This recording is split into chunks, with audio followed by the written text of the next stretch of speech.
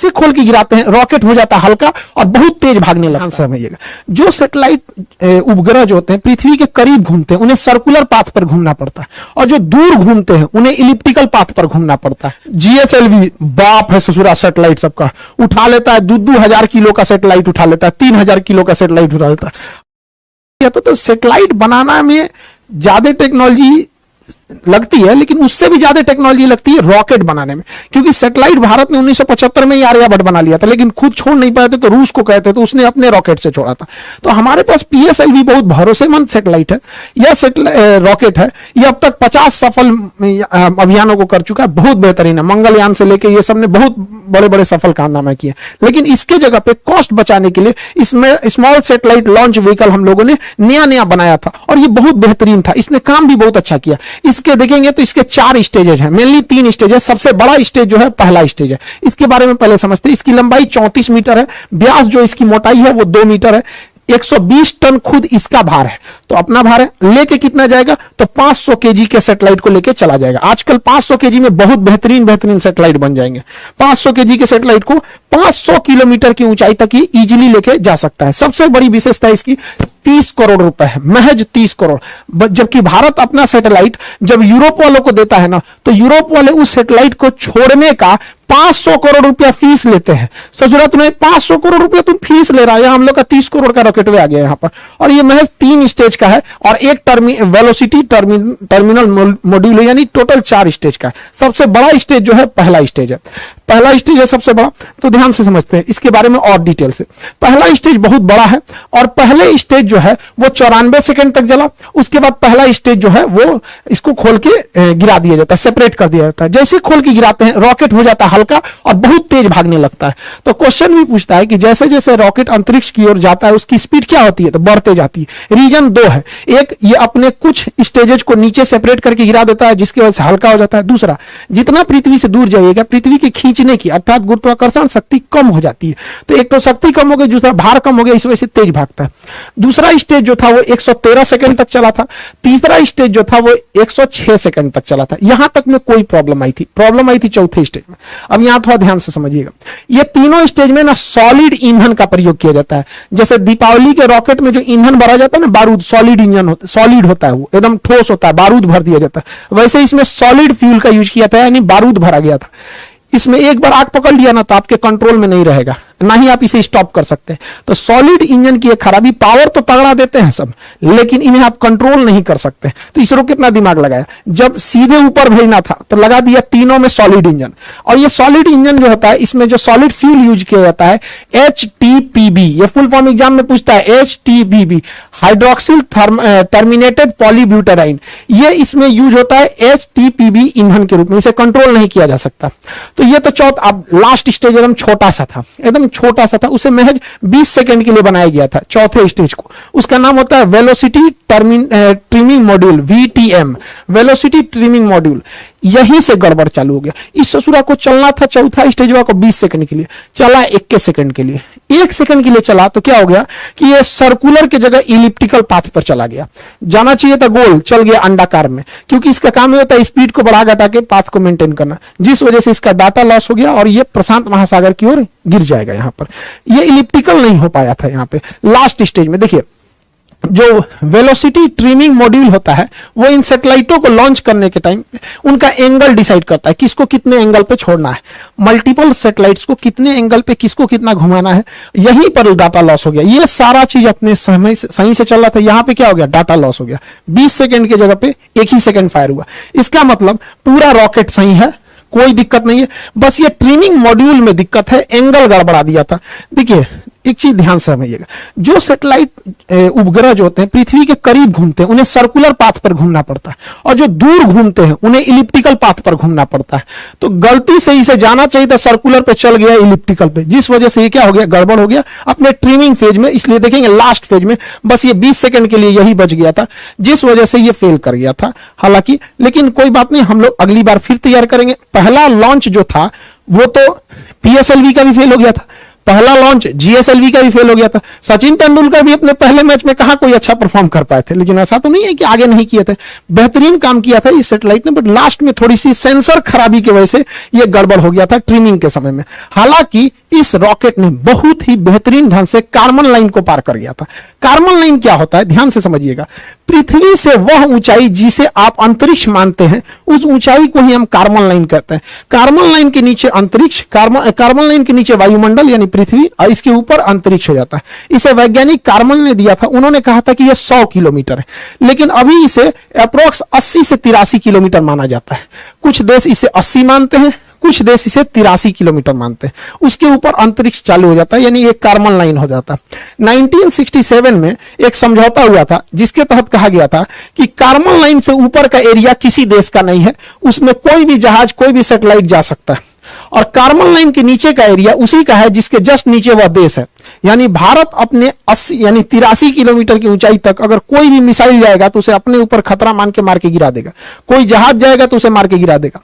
समझा रहा है कि नहीं? तो हमारा एरो स्पेस कितना होता है अपने क्षेत्र से, 83 किलोमीटर। लेकिन समस्या यहां ये आती है कि कोई देश इसे 80 मानता है और कोई देश इसे 83 मानता है। जो 83 मानता है वो तो ऊपर ऊपर जाएगा। अब जैसे मान के चले भारत कहेगा कि हम 80 मानते हैं, अमेरिका कहेगा 83 मानते हो, तो जाएगा।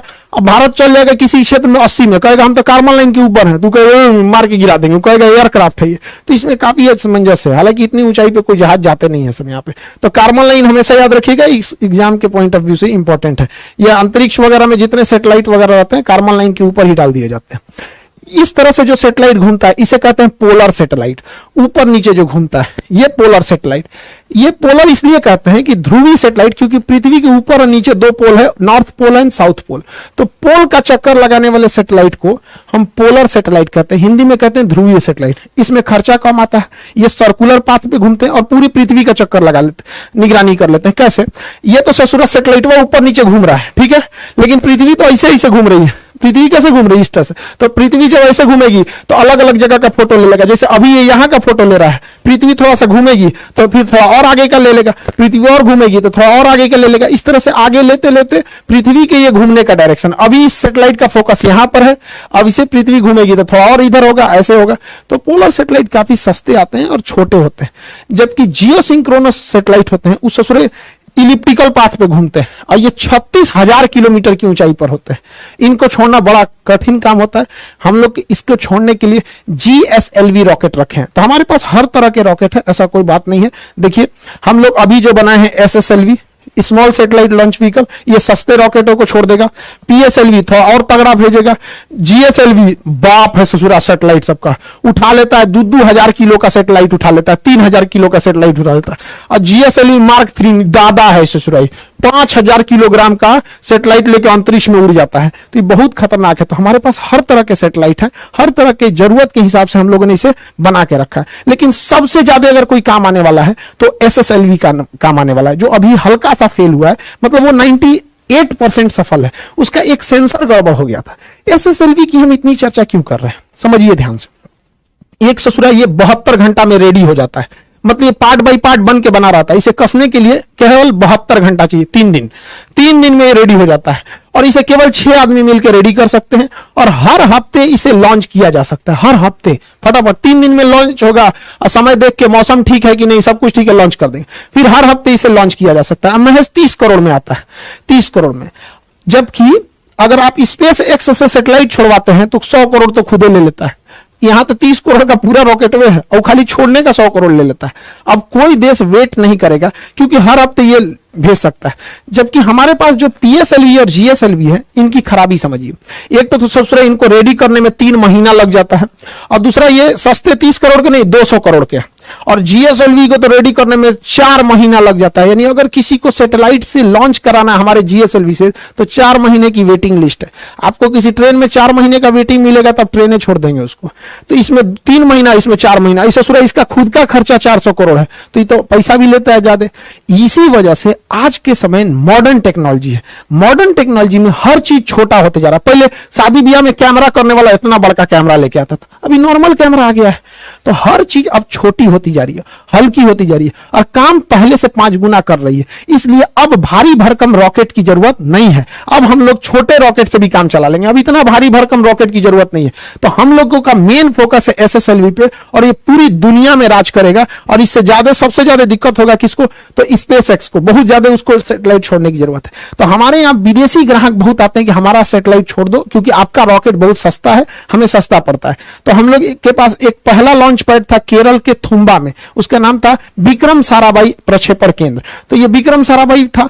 हालांकि हम सबसे ज्यादा यूज करते थे आंध्र प्रदेश में सतीश धवन प्रक्षेपण केंद्र। तो सतीश धवन प्रक्षेपण केंद्र में हम लोगों ने 2 लॉन्च पैड बना रखे थे, 2 लॉन्च पैड बना रहे थे। इसी से GSLV को भी लाते थे। देखिए ब्लैक कलर का जो होता है वो GSLV होता है, रेड कलर का जो होता है वो PSLV होता है। तो इसी में एक में GSLV बना दिए, एक में PSLV। तो हमारे पास सतीश धवन प्रक्षेपण केंद्र में एक और था। अभी हम लोग एक चेन्नई में और बना रहे हैं। चेन्नई में अभी इस पे प्लान चल रही है, जैसे हो जाएगा हम आपको बताएंगे। नीचे बनाया जा रहा है। तो हमारे पास टोटल अब 3 लॉन्च पैड होने वाले हैं, 2 तो पहले से थे। अब ये नीचे वाले की जरूरत क्यों पड़ी, इसको हम लोग अभी समझेंगे। लोग ध्यान से समझिए। पोलर सैटेलाइट जो होते हैं वो ऊपर से नीचे चक्कर लगाते हैं पोल पे, तो इन्हें छोड़ा भी जाता है उसी डायरेक्शन में। हम लोग के लिए समस्या समझिए, हम लोग आंध्र प्रदेश के श्रीहरिकोटा से जब छोड़ते हैं तो बीच में दूसरा श्रीलंका चलाता है, तो बीच में श्रीलंका आ जाता है। इसलिए हमें पहले रॉकेट को ऐसे मनूवर करा के घुमाना पड़ता है और तब जाके इसको छोड़ते हैं हम लोग ऐसे, नहीं तो श्रीलंका के ऊपर गिर जाएगा, दिक्कत हो जाएगा। तो जब आप किसी से मनूवर कराइएगा, उसको थोड़ा घुमाइएगा, तो ज्यादा ईंधन खाएगा, ज्यादा खतरा बना रहेगा घूमने के दौरान ठीक से घुमा कि नहीं घुमा। इसलिए भारत ने सोचा कि इसका झमेले खत्म कर देते हैं। जो हमें जियो स्टेशनरी सैटेलाइट छोड़ना है, जो पृथ्वी का ऐसे चक्कर लगाते हैं 36,000, उसको तो सीरियल यहीं से छोड़ेंगे, सतीश धवन प्रक्षेपण केंद्र यानी श्रीहरिकोटा से छोड़ेंगे। और जो पोलर छोड़ना है वो कहां से छोड़ देगा? नीचे से, क्योंकि जब नीचे यहां से छोड़िएगा तो श्रीलंका को ऐसे क्रॉस करा के फिर जाना पड़ता है। और यहां से छोड़ेगा कोई नहीं है नीचे, नीचे में कोई नहीं है। देखिए ध्यान से, नीचे से छोड़ेगा तो समुद्र में कोई नहीं है। इस वजह से हम लोग तमिलनाडु में एक तीसरा प्रक्षेपण केंद्र भी हम लोग स्थापित करने जा रहे हैं। हम लोग के इसरो का इतिहास बहुत मतलब दुखदाई रहा है। हम लोग के पास इतने कम पैसे थे जब इसरो की स्थापना हुई थी कि साइकिल से हम लोग लेके जाते थे लोग रॉकेट को, यहाँ पे साइकिल से, देखिए पार्ट बाई पार्ट करके, यहाँ पे बैलगाड़ी से हम लोग ये सैटेलाइट को लेके आए थे लोग, और नारियल के पेड़ से बांध के साउंडिंग रॉकेट को छोड़ा गया था। लेकिन ऐसा नहीं है, हम लोगों ने बहुत बहुत चीजों को देखा है। और ये जो लड़कियों ने जिस सैटेलाइट को बनाया, उन बच्चियों से कहते हैं कि आप अपना कभी भी मनोबल छोटा मत कीजिएगा। हमारा उस सैटेलाइट से संपर्क टूटा है, कसम से कहते हैं हमारा संकल्प नहीं टूटा है, हमारा संकल्प आज भी जिंदा है। हम यहां से उठ के खड़े हुए हैं। इसरो जो आज इतने बड़े बड़े जो सैटेलाइट देख रहे हैं ना यहाँ पे, ये हम लोग वही हैं जो साइकिल पे लेके घूमे थे। तो हमारा संपर्क टूट जाने से विरोधी हमारे पे हंसे नहीं, हम दृढ़ संकल्पित हैं लोग यहाँ पे। और भारत मां की वो बेटियां एक दिन दिखाएंगी जब अंतरिक्ष में राज होगा वहां पर, ये सैटेलाइट यहाँ पे। और दुश्मनों को सरदर्द के लिए जो लोग अभी PSLV से SSLV से डर रहे थे ना, सुनिए ध्यान से, GSLV तो बहुत पावरफुल है, ये है PSLV दुनिया का सबसे भरोसेमंद है। अभी SSLV सही हो ही गया, अभी NSLV भी बन रहा है, नैनो सैटेलाइट लॉन्च व्हीकल, यानी 1 किलो के सैटेलाइट को भी छोड़ देगा। Nano satellite launch vehicle 5 crore में, 5 करोड़ में। और इसकी सबसे ज्यादा जरूरत होती है टेस्ला को, SpaceX को, क्योंकि SpaceX अपना एक स्टारलिंक प्रोग्राम बना रहा है। इसको अंतरिक्ष में बहुत सारे हजारों सैटेलाइट इसको छोड़ना है अंतरिक्ष में, और नैनो सैटेलाइट इन्हें छोड़ने में लगभग 100 करोड़ का खर्चा आता है एक नैनो सैटेलाइट में। हम लोग का सैटेलाइट हुए 5 करोड़ में, 2 को छोड़ देंगे एक के बार में, होलसेल में काम हो जाएगा। तो हम लोग अभी एक और बना रहे हैं NSLV, nano satellite launch vehicle. इन्हीं सबको मद्देनजर रखते हुए भारत जो है अपने 3 लॉन्च पैड बना रहा है, ताकि उसे 3 लॉन्च पैड की जरूरत भी है। तो हम लोग इस चीज को समझे यहाँ पर, ये बहुत भारी भरकम। एक चीज और गौर किए होंगे, जब सैटेलाइट छोड़ते हैं तो इसमें से ये कुछ कुछ टुकड़े गिरते हैं। एक्चुअली ये टुकड़े नहीं होते हैं, इन्हें इंसुलेटर कहा जाता है, इंसुलेटर पैड। जब सैटेलाइट खड़ा रहता है ना, तो इसके अंदर जो लिक्विड भरा रहता है ईंधन, वो बहुत ठंडे टेम्परेचर पर रखना चाहिए। तो धूप लगेगा, एक दिन पहले ही टांग के रख देता है तो ठंडा, इसके सारी गर्मी निकल जाएगी, ठंडाहट खत्म हो जाएगी। इसलिए इसके बाहर में इंसुलेटर का पैड चिपका देता है। जहां जहां लिक्विड इंजन होता है वहां वहां इंसुलेटर का पैड लगा देता है। और जब ये सैटेलाइट ऊपर उठती है तो घर्षण से यही बाहर गिरने लगता है। आई होप आप PSLV, GSLV, SSLV, NSLV समझे होंगे।